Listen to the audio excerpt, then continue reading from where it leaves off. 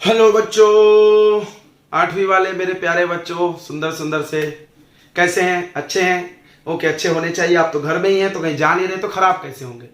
Okay, तो हम लोग अपना पढ़ाई चालू कर दिए। तो हमने वादा किया था कि डेली लेक्चर्स आएंगे, तो आप पढ़ाई कर रहे हैं ना। और ये लेक्चर अपने दोस्तों को शेयर करो और उनको बोलो कि जो भी चाहते हैं आप विद्यास्थली कोचिंग सेंटर में एडमिशन लेना, अपना नाम रजिस्टर करना, वो इस नंबर पे कॉल करो और जल्दी से एडमिशन ले लो, रजिस्टर कर लो। आपका पढ़ाई छूटना नहीं चाहिए, क्योंकि पढ़ाई तो चालू है।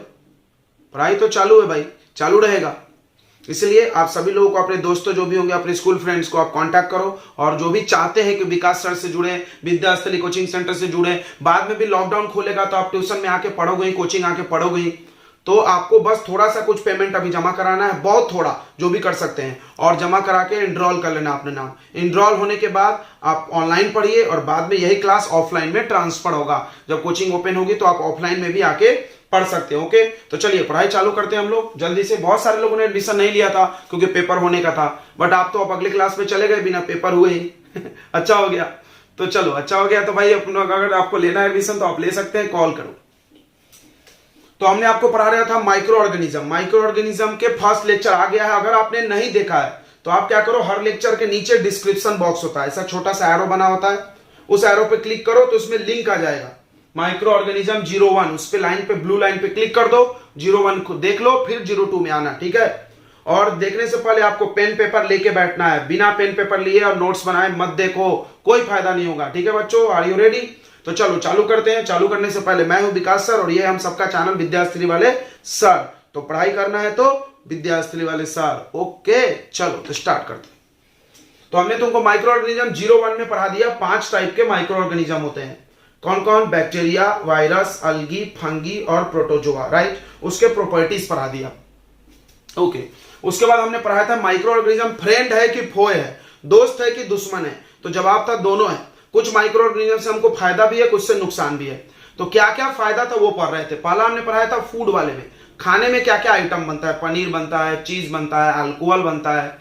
उसके बाद मीट का टेंडराइजेशन होता था, बहुत सारी चीजें पढ़ा था। अगला यूज पढ़ना है हम लोग को मेडिकल यूज, अपने मेडिकल में, इलाज में क्या इस्तेमाल होता है माइक्रो ऑर्गेनिज्म का, बहुत इस्तेमाल है। तो पहला इस्तेमाल है प्रोडक्शन ऑफ एंटीबायोटिक्स। एंटीबायोटिक आपने सुना होगा, आपका तबियत खराब होता है, आप डॉक्टर के पास जाते हो, डॉक्टर दवाई लिखता है, उसमें लिखता है कुछ केमिकल और बोलता है ये दवाई खा लेना, ये एंटीबायोटिक है। सुना होगा आपने? जी हाँ, सुने होंगे, एंटीबायोटिक खा लो, एंटीबायोटिक खा लो, ये अक्सर सुने होंगे। तो बराबर, एंटीबायोटिक एक मेडिसिन है। कहां से आता है वो?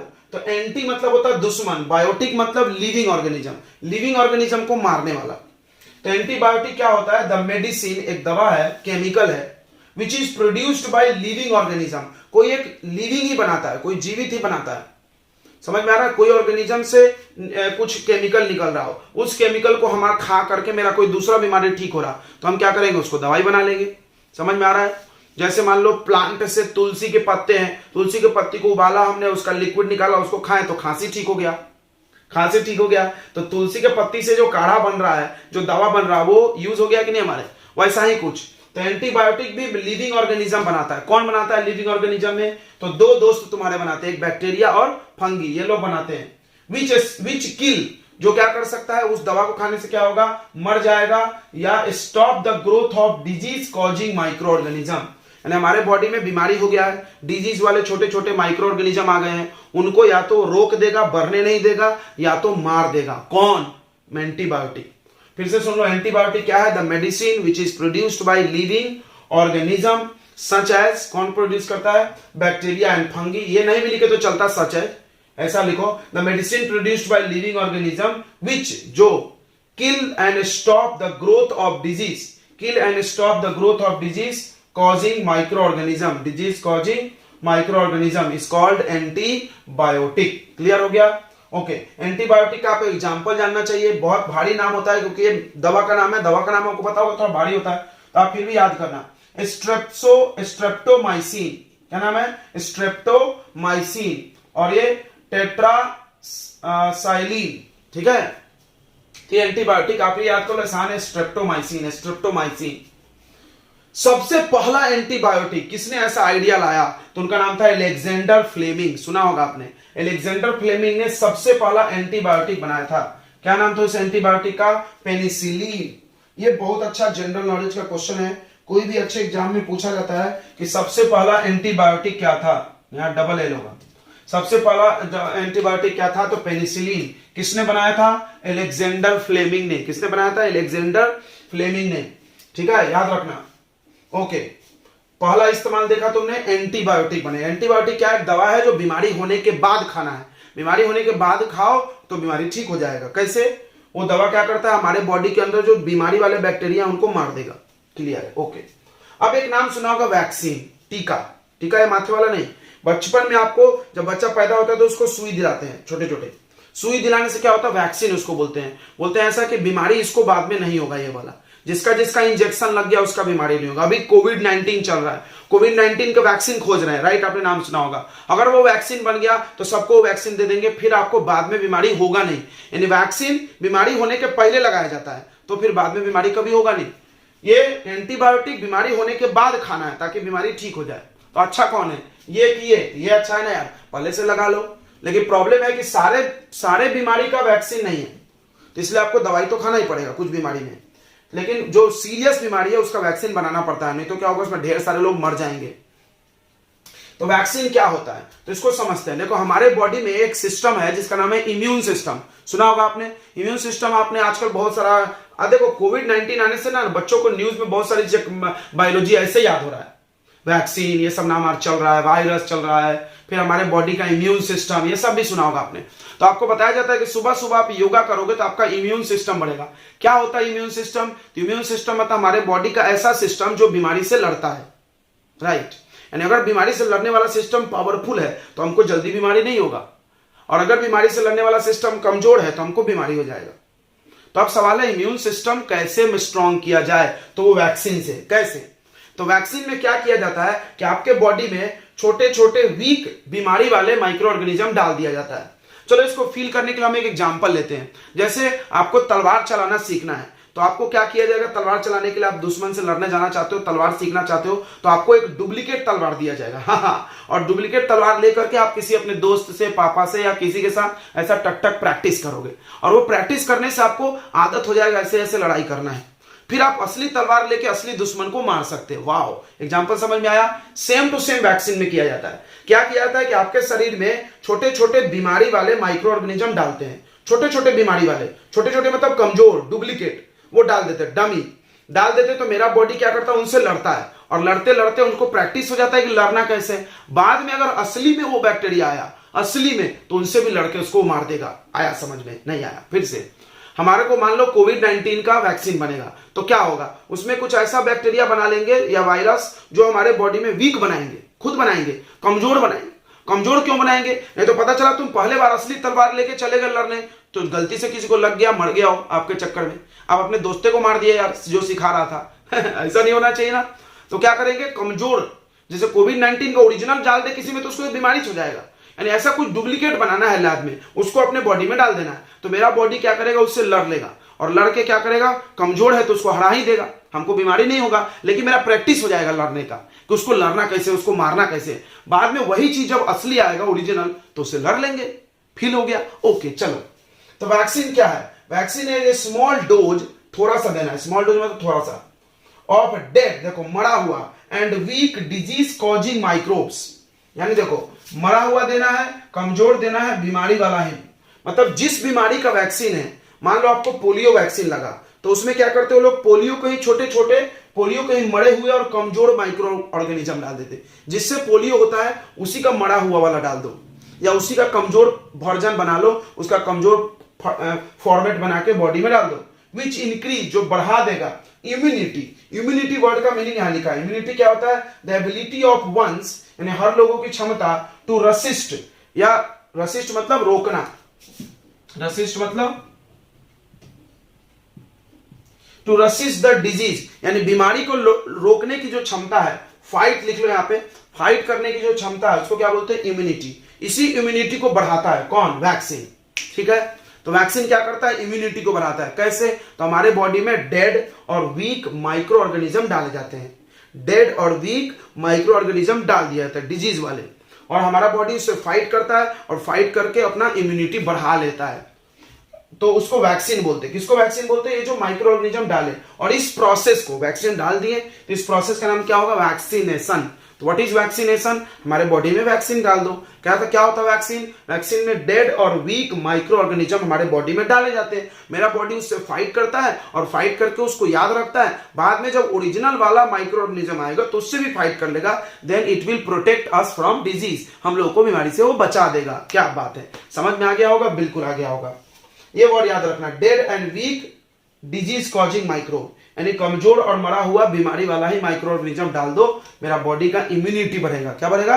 इम्यूनिटी। अगर आप इम्यूनिटी वर्ड भूल गए तो ऐसा लिख लेना, which increase the disease resisting power, ये भी लिख सकते हो, जो बीमारी से लड़ने की क्षमता।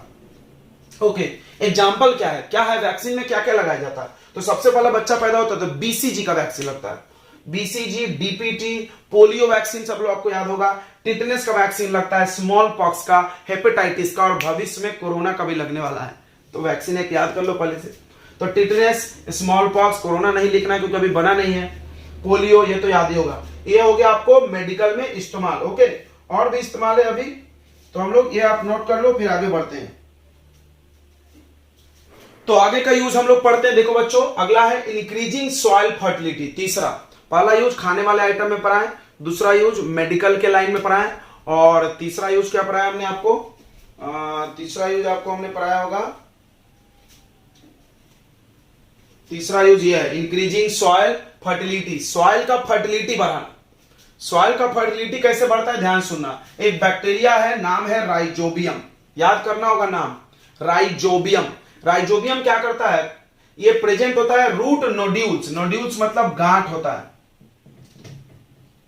गांठ समझता है, ऐसे गोल गोल रहते हैं, ऑफ लेगुमिनस प्लांट। लेगुमिनस मतलब होता है पी प्लांट। पी समझता है? मतलब बटाने का पेड़, कोई भी दाल वाला पेड़। दाल समझता है, जिससे दाल आता है, तुअर का दाल, ये सब दाल वाले पेड़ों को ऐसे उखाड़ोगे तो उसमें गांठ दिखते, छोटे छोटे नोड्यूल्स देखते। उस नोड्यूल के अंदर, उस गांठ के अंदर राइजोबियम नाम का बैक्टीरिया होता है। क्या करता है ये? तो हवा में जो नाइट्रोजन गैस है उसको खींच करके सॉइल में मिला देता है। इस प्रोसेस का नाम है नाइट्रोजन फिक्सेशन। क्या नाम है? Nitrogen fixation. नाम याद रखो, नाइट्रोजन गैस को सॉइल में डाले तो क्या नाम रख दिए? Nitrogen fixation. which absorb the nitrogen gas from atmosphere and transfer it into soil।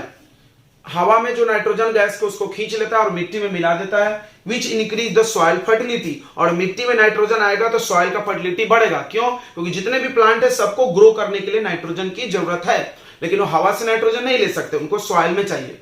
ये क्या करता है? नाइट्रोजन को क्या करता है? गैस खींच करके एक कंपाउंड बना देता है और फिर मिट्टी में मिलाता है। वो कंपाउंड प्लांट को चाहिए। समझा होगा? एक और यही काम करने वाला एक और बंदा है, उसका नाम है ब्लू ग्रीन अलगी। यस, आपको अलगी याद होगा, ये प्लांट होता है यार। अलगी क्या होता है? प्लांट, जिसमें रूट नहीं है, स्टेम नहीं है, यानी ब्लू ग्रीन अलगी है, ग्रीन कलर का होता है इसीलिए। Also help in nitrogen fixation, वो भी यही काम करता है, एटमॉस्फेयर का नाइट्रोजन खींच के फिक्स कर देगा। अगला यूज है इंक्रीजिंग क्लीनिंग इन्वायरमेंट। इन्वायरमेंट को साफ रखना है। चलो ध्यान समझते हैं। आपने नाली देखा होगा, नाली में तुम कचरा डालते हो, चावल और रोटी वोटी, कुछ भी बर्तन होता है, धुला वाला कचरा। उसके बाद आप 6 महीने बाद खोलते हो तो उसमें से काला काला मिट्टी निकलता है। चावल दाल सब्जी निकलता है, जो तुम डाले थे निकलता है, छिलका उलका जो भी चीज है नहीं निकलता, मिट्टी निकलता है, काला काला बास आता है। क्यों? कहां गया वो सब? तो वो बैक्टीरिया, हर पानी के अंदर छोटे छोटे बैक्टीरिया होते हैं। वो क्या करता है? पानी के अंदर जो भी चीज प्लांट और एनिमल का वेस्ट निकला, प्लांट मतलब पत्ती वत्ती, कुछ भी छिलका उलका, समझ रहा होगा। एनिमल वेस्ट मतलब कुछ भी तुम अपना कुछ भी फेंक दो, ऐसा मांस उखाड़ के फेंक दो, कुछ भी फेंक दो यार। एनिमल वेस्ट, जैसे बाथरूम जो हम लोग करते हैं वो भी संडास से निकल करके अपनी नाली में जाता है, तो उसमें भी छोटे छोटे कीड़े होते हैं जो क्या करते हैं? उसको डिकम्पोज करते, तोड़ देते हैं, और तोड़ के क्या कर देते हैं? मिट्टी बना देंगे। जब मिट्टी बना देंगे तो इन्वायरमेंट खराब नहीं हुआ ना, समझ में आ रहा होगा। या कोई कुत्ता बिल्ली मर गया, तुमने देखा होगा, चूहा मर गया, छोड़ दो उसको बाहर ही, तो 10-15 दिन के अंदर उसमें छोटे छोटे कीड़े लगेंगे और कीड़े उसको खा के मिट्टी में बना देते हैं। यस, अगर वो नहीं रहते तो क्या होता? वो ऐसे वहीं पड़ा रहता, भास मारता, सड़ते रहता। तो माइक्रो ऑर्गेनिज्म ने अपना इन्वायरमेंट क्या कर दिया? क्लीन कर दिया। ओके, तो वही बोला, माइक्रो ऑर्गेनिज्म डिकम्पोज। डिकम्पोज मतलब क्या होता है? ब्रेक। डिकम्पोज यानी ब्रेक कर देता है। डेड, मरा हुआ, प्लांट एंड एनिमल, कोई लकड़ी हो या कोई जानवर मर गया, फेंक दो तो सड़ जाता, उसमें दीमक लग जाता, खा जाता, तुमने देखा होगा। एंड मिक्स देम, और उसको मिला देता है मिट्टी में, मिट्टी बना देता है। इससे मिट्टी को भी फायदा है, मिट्टी का फर्टिलिटी बढ़ता है। तुमने देखा होगा ना, वो क्या करते लोग, खेत में घास होता है उसको खेत में ही दबा देते, तो कैसे वो जो होगा धीरे धीरे डिकम्पोज होकर क्या बन जाएगा, कंपोस्ट बन जाएगा। वो भी माइक्रो ऑर्गेनिज्म करता है। इट डिकम्पोजेज सीवेज, सीवेज मतलब होता है नाली, सीवेज यानी नाली। तो घरों में जो नाली है उसके डिकम्पोज यानी तोड़ना, ये तोड़ता है sewage and other waste. Sewage या नाली का या और भी कोई कचरा जो तुम फेंकते हो उसको सड़ाने का, तोड़ने का काम किसका है, माइक्रो ऑर्गेनिज्म का। तो ये सारे माइक्रो ऑर्गेनिज्म है जो तुम्हारे फ्रेंड है। 2-4 फ्रेंड का नाम याद कर लो यार, तुम बहुत सारे फ्रेंड हो, फेसबुक फ्रेंड जैसा, तो माइक्रो ऑर्गेनिज्म को फ्रेंड बनाओ। राइजोबियम याद हो गया, लैक्टोबैसिलस याद हो गया, पेनिसिलिन याद हो गया, एंटीबायोटिक, राइट, तो वैक्सीन याद हो गया। क्या बात है, ये कुछ माइक्रो ऑर्गेनिज्म के फायदे हैं जो आपको मिल रहा है और आप मजा उठा रहे हो। चलो, कोई जरूरी नहीं सारे माइक्रो ऑर्गेनिज्म आपको फायदा पहुंचाए, कुछ तो नुकसान पहुंचाएगा ना। तो जैसे वायरस, बैक्टीरिया में भी कुछ है जो नुकसान पहुंचाते हैं, फंगी में भी कुछ लोग हैं, अलगी, अलगी इज योर ट्रू फ्रेंड, कभी तुमको धोखा नहीं देगा, अलगी से कोई नुकसान नहीं है। प्रोटोजोआ से भी बीमारी होता है, अमीबा से। तो देखते हैं हम लोग आगे कौन कौन बीमारी, कौन कौन बैक्टीरिया ऑर्गेनिज्म से होता है।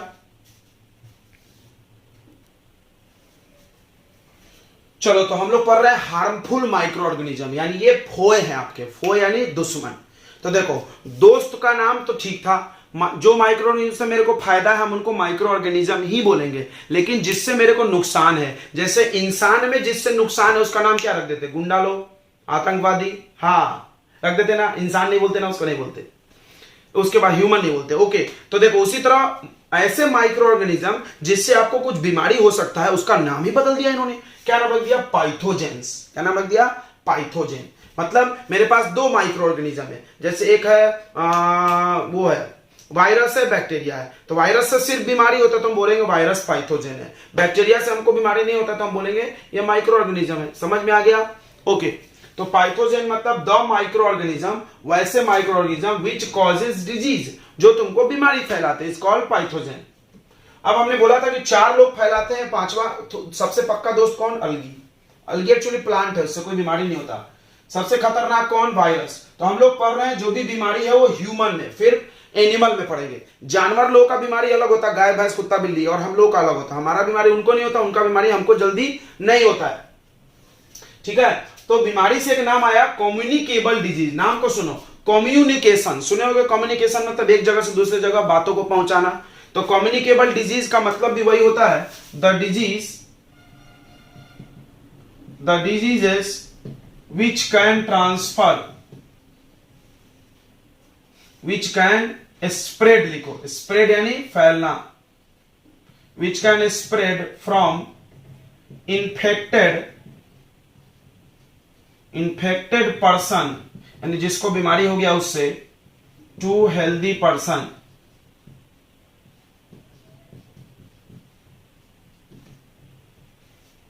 Healthy person is called communicable disease.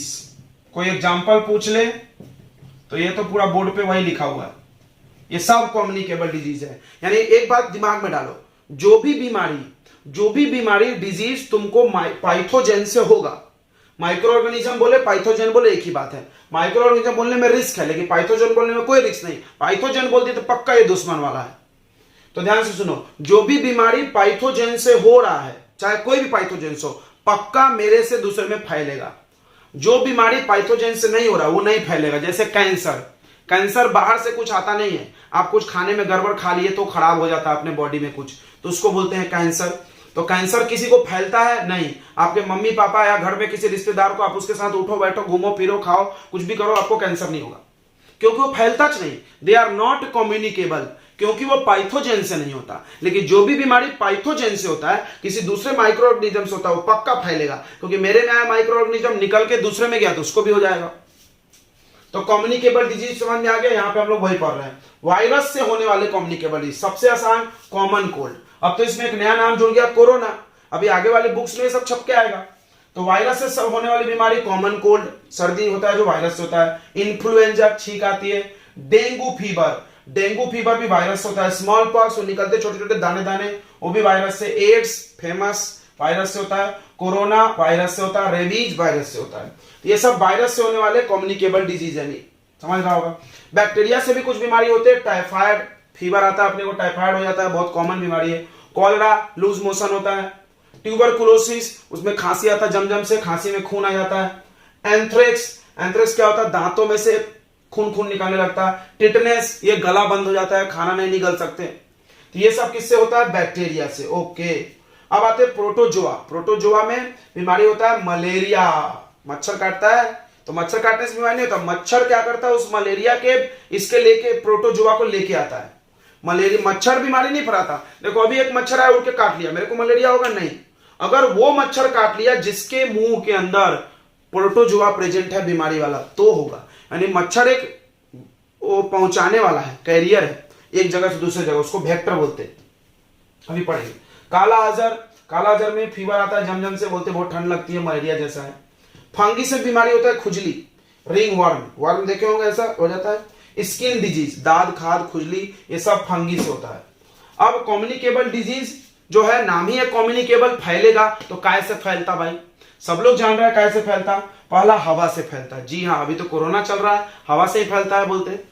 तो हवा से कौन कौन फैलता है, कॉमन कोल्ड, कॉमन कोल्ड किसी को सर्दी खांसी है, वो छींक दिया आपको हो जाएगा। ट्यूबरकुलोसिस भी हवा से फैलता है। ओ, निमोनिया भी हवा से फैलता है, बहुत ठंडी लगती है उसमें। कोरोना भी हवा से फैलता है। तो हवा से फैलने वाले इतने हो गए। पानी से फैलने वाली बीमारी, वाटर से कॉलरा, टाइफाइड, जॉन्डिस, पोलियो, पानी से। वेक्टर, वेक्टर मतलब कोई लेके जाने वाला, तो कौन होता है, मलेरिया और डेंगू, दोनों मच्छर से ही होता है। तो वेक्टर क्या होता है, वेक्टर क्या होता है भाई, तो वेक्टर क्या है, द एनिमल्स, द एनिमल वैसे जानवर विच स्प्रेड फैलाते हैं डिजीज फ्रॉम इन्फेक्टेड पर्सन, ऐसा लिखा हुआ है। तो यहां लिखा है द डिजीज, उस बीमारी को बोलते हैं कम्युनिकेबल डिजीज, और उस एनिमल को बोलते हैं वेक्टर। बस एक वर्ड अलग है, देखो डिजीज और animal. The animal which spread disease from infected person to healthy person is called vector. कौन है भाई, सब लोग जान रहे हैं, हाउस फ्लाई, मक्खियां भी फैलाती हैं। जैसे किसी को बीमारी हुआ, उसके आंग पे बैठ गई, उसके पैर में बैक्टीरिया वायरस चिपक गया, हमारे मुंह पे आके बैठ गई, हमको भी हो जाएगा। मॉस्किटो, मच्छर तो फैलाता ही है भाई, कौन सा बीमारी फैलाता है मच्छर, मलेरिया, यहां लिखा है। डेंगू फीवर भी। चलो, तो ये चीजें समझ में आ गया। ये इतने सारी बीमारियां जो हम लोगों के अंदर होता है, उसके बारे में हम लोग पढ़ लिए। अब पढ़ेंगे भाई कि इसके बाद एनिमल में भी बीमारी होता है, जानवर में भी, गाय भैंस भी मर जाते हैं कभी कभी बीमारी से, आपने देखा होगा, कुत्ते उत्ते भी मरते हैं। तो उनमें कौन कौन बीमारी होता है, तो उसको देखते हैं हम लोग। चलो, तो अगला हमने पहले पढ़ा है ह्यूमन में डिजीज, अब पढ़ना है एनिमल। एनिमल में भी बीमारी फैलाते हैं माइक्रो ऑर्गेनिज्म, जैसे बैक्टीरिया और वायरस, यही दो लोग फैलाते हैं। एनिमल में हमारे पास दो एनिमल, देखो हम लोग उस एनिमल की केयर करेंगे जो हमारे आसपास है या जिससे हमको फायदा है। एक कैटल, कैटल में आता है काऊ, बुफेलोस, क्यों, और वो भी आ जाएगा, बैल भी आ जाएगा ना, क्यों, क्योंकि उसकी जरूरत है हमको, हम उससे काम लेते हैं, हम उसको यूज करते हैं। और उसके बाद पोल्ट्री बर्ड, जैसे बर्ड तो आप समझ गए हो, चिड़िया मतलब वो मुर्गा मुर्गी, ये सब हम लोग पालते हैं चिकन के लिए, अंडे के लिए, तो इन्हीं में बीमारी पड़ेंगे। बाकी जो हम लोग नहीं पालते, बाघ शेर चीता भालू, वो हम लोग नहीं पढ़ेंगे, वो सब हाई फाई काम हो जाएगा। तो कैटल और पोल्ट्री बर्ड मतलब दो ही एनिमल के बारे में पढ़ रहे हैं। कैटल में एक बीमारी होता है एंथ्रेक्स, बराबर, एंथ्रेक्स आपको समझ गया होगा। पोल्ट्री, नाम बस याद करो, पोल्ट्री में ट्यूबरकुलोसिस, हमारे में भी होता है, पोल्ट्री बर्ड में भी ट्यूबरकुलोसिस होता है। बर्ड फिर खांसती होगी थोड़ा थोड़ा। उसके बाद फ्लू कॉलेरा, देखो बर्ड के हर बीमारी में फ्लू लगा हुआ है, फ्लू यानी समझता होगा बर्ड होता है, ठीक है, कॉलेरा। उसके बाद वायरस से भी कैटल में कौन कौन बीमारी होता है, काउ पॉक्स, जैसे हमारे में स्मॉल पॉक्स होता है तो गाय में cow pox. Cattle plague, plague आपने सुना होगा, बहुत फेमस बीमारी पुराने जमाने में होता था, अभी भी जानवरों में होता है कैटल प्लेग। पोल्ट्री बर्ड में वायरस से कौन सा बीमारी होगा, तो फाउल पॉक्स, जैसे काउ पॉक्स था तो फाउल पॉक्स, और बर्ड फ्लू, यह तो आपने सुना ही होगा, बर्ड फ्लू। ओके, प्लांट में भी बीमारियां होती है, आपने देखा होगा कोई भी पेड़ पौधे में लाल लाल दाने दाने आ जाते हैं, पत्तियां खराब हो जाती है, उसके सूख जाते हैं, ब्राउन ब्राउन हो जाते हैं पत्तियां। तो पहला होता है रस्ट नाम का बीमारी, ये फंगिस होता है, किसमें होता है, वीट। क्या होता है, वीट के पेड़ में ना पूरे लाल लाल लाल लाल धब्बे धब्बे आ जाते हैं, तो उससे वीट का प्रोडक्शन खराब हो जाएगा, क्वालिटी खराब हो जाएगा गेहूं का। तो रस्ट बीमारी का नाम है। रस्ट लोहे में भी होता है लाल लाल, वैसा ही। उसके बाद है सिट्रस कैनकर, सिट्रस कैनकर, ये बीमारी आप कोई फल खाए होंगे, जैसे एप्पल ले लो, ऑरेंज ले लो, उसमें क्या होता है कि आपने देखा होगा लाल लाल कहीं कहीं ना ऐसा बीमारी जैसा रहता है, उसको आप देख के ही समझ जाते हो खराब है। तो वो बीमारी जो होता है बैक्टीरिया की वजह से होता है, फ्रूट्स में होता है, सिर्फ ये बीमारी सिट्रस कैनकर फ्रूट्स में होता है। उसके बाद स्मुट, स्मूथ फंगी की वजह से बीमारी होता है, ये भी वीट में होता है, दाने दाने उस पे आ जाते हैं, ठीक है। तो ये सब कुछ बीमारियां आप इसको नोट करो और इसको पढ़ के नोट बनाना है तुमको और रिवाइज करना, याद हो जाएगा। चलो फिर आगे पढ़ते हैं हम लोग। उसके बाद आप पढ़ना है कि आपका पहला तो बीमारी हुआ बैक्टीरिया मतलब माइक्रो ऑर्गेनिज्म से। दूसरा नुकसान है खाना खराब होना। आपने देखा होगा खाना बना के रख दो बहुत देर, अभी तो गर्मी चल रही है तो फूड थोड़ी देर में बासी हो जाता है, स्मेल आता है गंदा सा। कैसे? तो फूड में बोलते हैं माइक्रो ऑर्गेनिज्म आता है, उसको खराब कर देता है, सड़ा देता है। तो ये फूड खराब होना, स्पॉइल होना, दूध फट जाना, ये सब सारे के लिए कौन जिम्मेदार है? आपका दुश्मन माइक्रो ऑर्गेनिज्म। तो वो पढ़ते हैं हम लोग। चलिए तो अगला देख रहे थे हम लोग नुकसान। तो पहला नुकसान क्या हुआ था? डिजीज हुआ था। किसमें? ह्यूमन में, फिर प्लांट में, फिर एनिमल में, सब में बीमारी फैलाया था माइक्रो ऑर्गेनिज्म में। दूसरा नुकसान आपने क्या देखा था?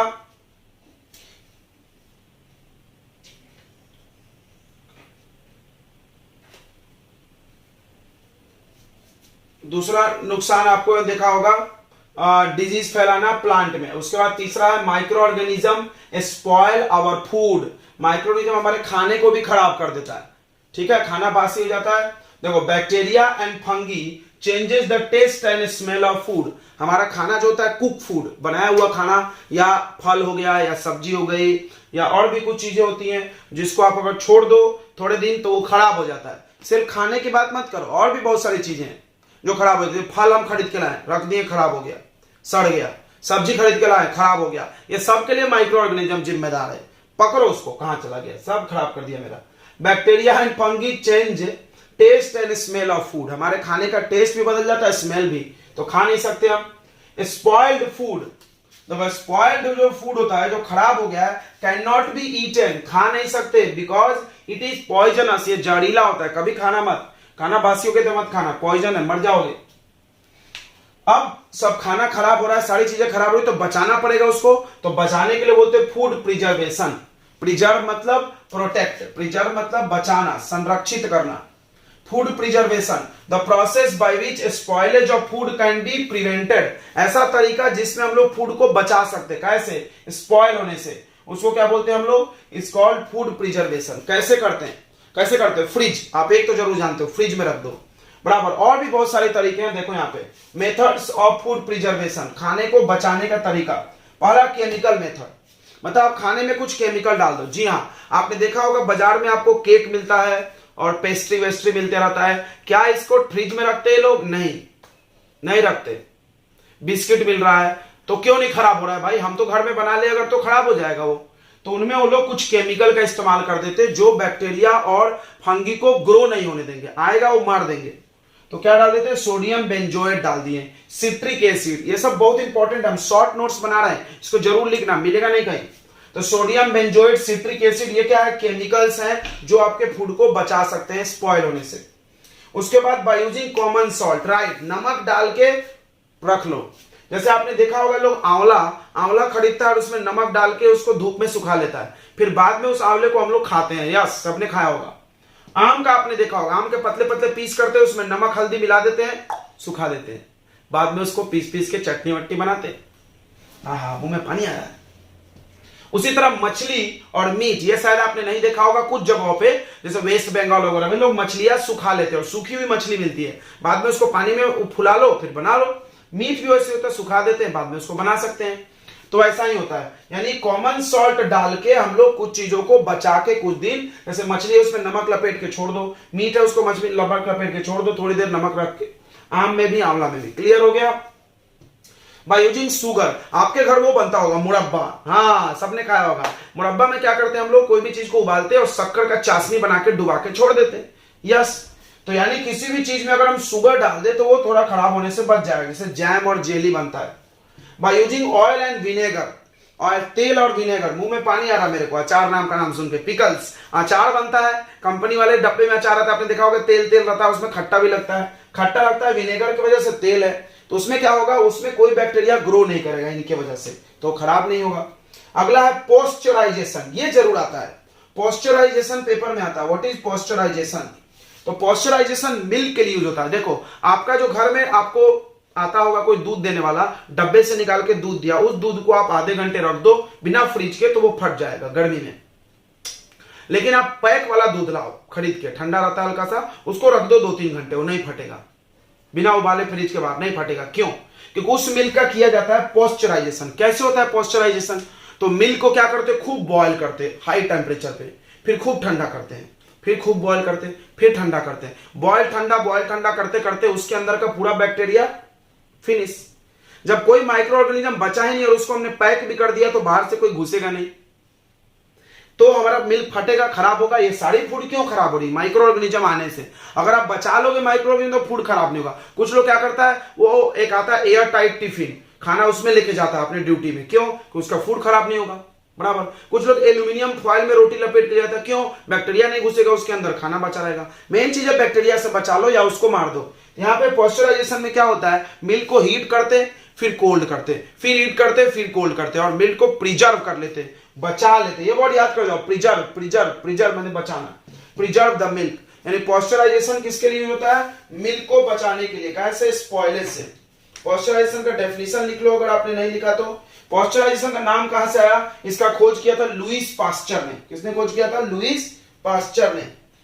क्या होता है? The process of heating of milk at high temperature and then cool very fastly.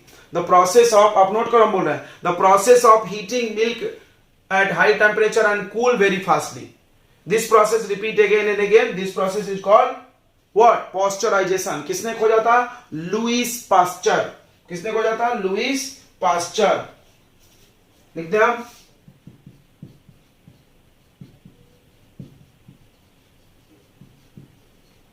तो लुईस पास्चर, ठीक है, UR।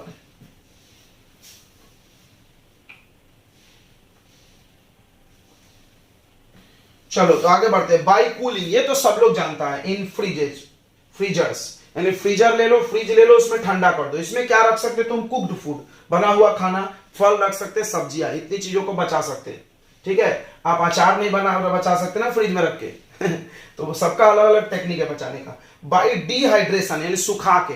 अब आप गेहूं खराब हो जाता है, चावल खराब होता है, उसको फ्रिज में तो नहीं रख सकते, उसमें ये सब डाल के नहीं रख सकते। तो गेहूं हो गया, चावल हो गया, मेथी आता है भाजी, लोग क्या करता है धूप में सुखा देता है। कॉलीफ्लावर भी धूप में सुखा देते हैं, सूख जाएगा, उसका मॉइस्चर उड़ जाएगा।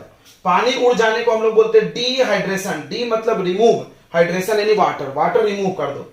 फिर उसको बोरी में भर देते हैं। दाल भी बोरी में, आपने देखा होगा आपके घर में दाल चावल, इसको सुखाया जाता है कभी कभी धूप में, बारिश के सीजन के बाद। क्यों? नहीं तो उसमें कीड़े आ जाएंगे, खराब हो जाएगा। तो वो डिहाइड्रेशन किया था। इतने तरीके आपको फूड को बचाने के लिए। तो ये चैप्टर का सेकंड लेक्चर हम लोग यही खत्म करते बच्चों, क्योंकि लेक्चर हो जाएगा लंबा तो आप हो जाएंगे बोर। तो मिलते हैं अगले लेक्चर में, और वो that will be the last part of micro organism, nitrogen cycle. Don't miss that, because nitrogen cycle बच्चों को भारी लगता है। अच्छे से हम पढ़ा देंगे, तुमको इजी लगेगा। ओके बच्चों, तो मिलते हैं अगले लेक्चर में, तब तक पढ़ाई करते रहो। All the best and good luck. तो बस।